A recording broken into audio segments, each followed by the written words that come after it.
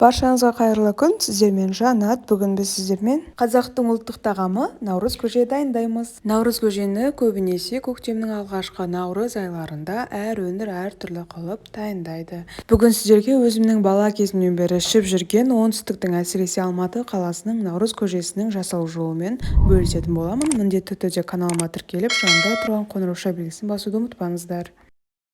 Уақытымды экономдап, дәмді әрі оңай жасау үшін Molinex компаниясының кухонный роботының көмегімен жасайтын боламын. Ең алдымен роботымызға қамыр илейтін насадкамызды салып, суымызды, тұзымызды және бір жұмыртқамыз бен аздаған ұнымызды қосып,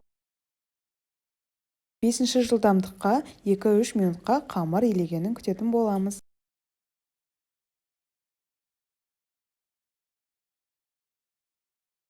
Иленген қамырымызды ұнымызды қосу арқылы жұқа қылып жайып,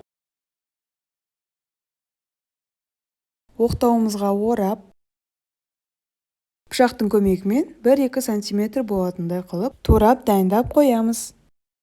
Енді кезекте роботымызға сүйегінен ажыратылмаған етімізді салып, суымызды құйып, дәміне қарай тұзымызды салып, қақпағын жауып, 95 градуста 2 сағатқа қосып қоямыз. 10-15 минут өткеннен кейін сорпамыздың көбігін алып тастаймыз.